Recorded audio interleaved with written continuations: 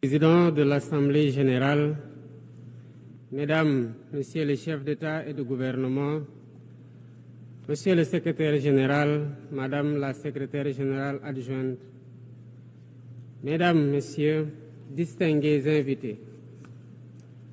Avant tout propos, je voudrais saisir cette tribune pour saluer à nouveau la mémoire de mon compatriote, Amadou Makhtar Mbow, qui vient de nous quitter. Ancien directeur général de l'UNESCO de 1974 à 1987, il fut un homme d'État émérite et un fervent acteur panafricain de la lutte pour les indépendances. Je félicite M. Philomène Yang pour son élection à la présidence de cette Assemblée générale des Nations unies, ainsi que son prédécesseur pour sa contribution à la mise en œuvre de notre agenda commun. À travers vous, je formule mes vœux de succès dans la conduite de nos travaux. Je salue également l'engagement constant du secrétaire général Antonio Guterres, dont les efforts pour promouvoir la paix, la dignité humaine et le multilatéralisme sont plus que jamais nécessaires. Le Sénégal renouvelle son plein soutien à sa mission en ces temps de turbulence mondiale. En prenant la parole aujourd'hui, je suis habité d'une conviction profonde: l'unité dans la diversité est la clé pour garantir le développement durable et la dignité humaine pour tous, partout dans le monde. Ce thème de la présente session, qui guide nos discussions, nous invite à repenser nos responsabilités collectives et à nous assurer que les principes fondamentaux des Nations unies, définis il y a près de 8 décennies, continuent de porter la promesse d'un monde plus juste et plus équitable.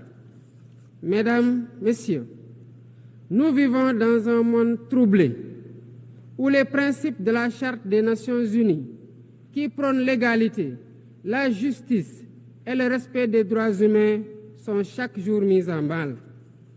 Les conflits s'étendent, les inégalités se creusent et les crises climatiques aggravent la vulnérabilité de millions de personnes à travers le monde.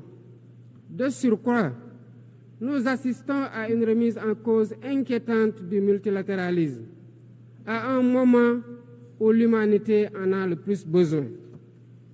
Le monde doit se regarder en face, sans complaisance.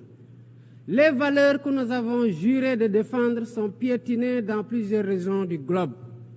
Que l'on soit à Gaza, à Tel Aviv, à Dakar ou ailleurs, chaque être humain est porteur de cette égale dignité, une dignité qui transcende les frontières, les cultures et les appartenances religieuses. C'est notre devoir à tous de veiller à ce que cette dignité soit protégée et respectée pour chaque être humain, sans exception. Ce devoir est l'essence même des Nations unies. Pourtant, nous constatons chaque jour que le droit international, ciment de la paix mondiale, est souvent violé. Des résolutions adoptées par cette Assemblée sont ignorées. En tolérant ces violences répétées, nous foulons aux pieds les principes de la Charte des Nations unies et sapons les fondements même de cette maison de la paix. Jamais les fondements des Nations unies n'ont autant vacillé qu'en ces temps de violence et de peur et d'incertitude. Si nous voulons éloigner le spectre de la guerre et œuvrer à l'avènement d'un monde meilleur, alors il est temps de changer les paradigmes. Il est temps de remettre l'humain au centre de l'agenda international, comme nous y invite le thème de cette session. Monsieur le Président, Mesdames, Messieurs, nous ne voulons plus fermer les yeux sur la tragédie qui se déroule dans le Sahel. Des groupes terroristes sèment la terreur, pillent, tuent les populations civiles innocentes. Cette région, autrefois stable, est désormais en proie à une violence quotidienne, tandis que les Nations Unies, particulièrement le Conseil de sécurité, restent trop souvent inertes.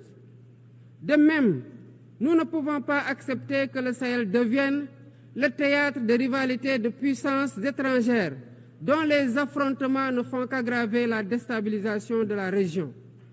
Je dois rappeler ici que la paix et la sécurité de l'Afrique sont indissociables de la paix mondiale. Il est impératif que le Conseil de sécurité remplisse pleinement son rôle de garant de la stabilité internationale.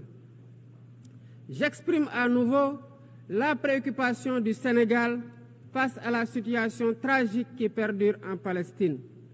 Des générations entières y ont grandi sous l'ombre de l'oppression, privées de leur droit fondamental à un État viable. Le Sénégal, en tant que président du Comité pour l'exercice des droits inaliénables du peuple palestinien, appelle à un cessez-le-feu immédiat et durable. Nous réitérons notre soutien à la solution des deux États, avec Jérusalem-Est comme capitale de la Palestine, conformément aux résolutions pertinentes des Nations Unies. Cette guerre qui n'épargne ni femmes, ni enfants, ni infrastructures vitales est une plaie ouverte sur la conscience internationale. Il est impératif que le droit international humanitaire soit rétabli dans toutes les zones de conflit et que les Nations Unies jouent pleinement leur rôle de médiateur et de garant de la paix. Mesdames et messieurs, la paix n'est pas seulement l'absence de guerre. La paix, c'est aussi la possibilité pour chaque être humain de vivre dans la dignité, de se nourrir, de se loger, de s'éduquer et de recevoir des soins. Or, aujourd'hui, plus de 750 millions de personnes ne mangent pas à leur faim et des millions basculent chaque jour dans l'extrême pauvreté. Ces chiffres éloignent de plus en plus le monde des objectifs de développement durable fixés pour 2030. Nous ne pouvons plus accepter que les mécanismes de gouvernance mondiale continuent de reproduire ces inégalités. Il est alors temps de rompre avec la logique du chacun pour soi et de bâtir un nouveau contrat social global fondé sur la solidarité et la coopération. Ce contrat doit inclure des réformes majeures pour s'attaquer aux défis politiques, économiques, environnementaux de notre époque. Premièrement, il est impératif de sauvegarder et de renforcer le multilatéralisme comme cadre unique d'action pour la paix et la sécurité internationale. Cela passe par une réforme urgente des institutions mondiales, notamment le Conseil de sécurité, le FMI, la Banque mondiale, afin qu'elles soient plus inclusives et qu'elles reflètent les réalités géopolitiques et économiques actuelles. Le continent africain, en particulier, doit avoir une place plus importante dans ces instances de décision. Deuxièmement, il est temps de corriger les injustices économiques qui freinent le développement de nombreux pays du Sud.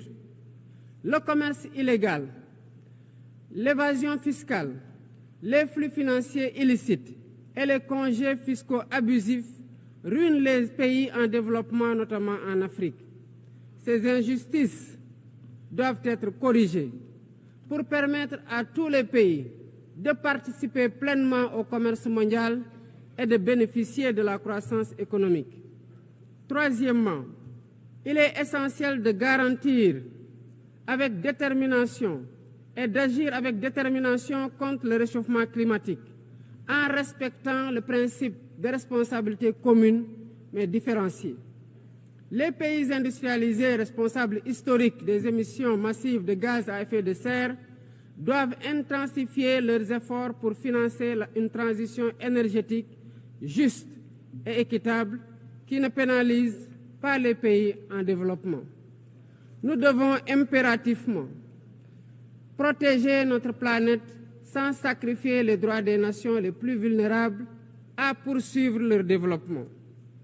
Quatrièmement, il est nécessaire de rompre avec toute tentative d'imposer des normes civilisationnelles unilatérales. Depuis son indépendance, le Sénégal a toujours défendu l'égale dignité des cultures et des civilisations, Et cette diversité doit continuer à être la base de la coexistence pacifique entre les peuples.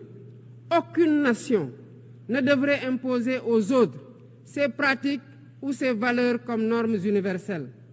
Le respect des différences est le fondement de la stabilité et de la paix dans le monde. Mesdames et messieurs, le Sénégal est fermement engagé dans cette voie.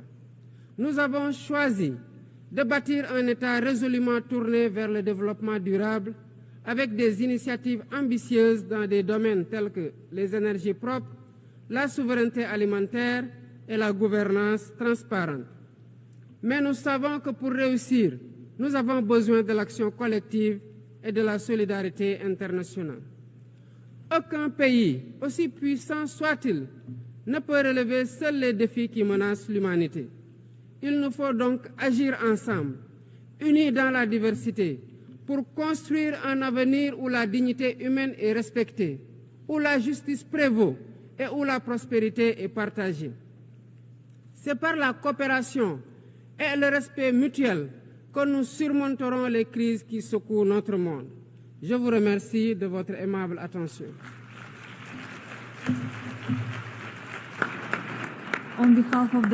Au nom de l'Assemblée, je remercie le président de la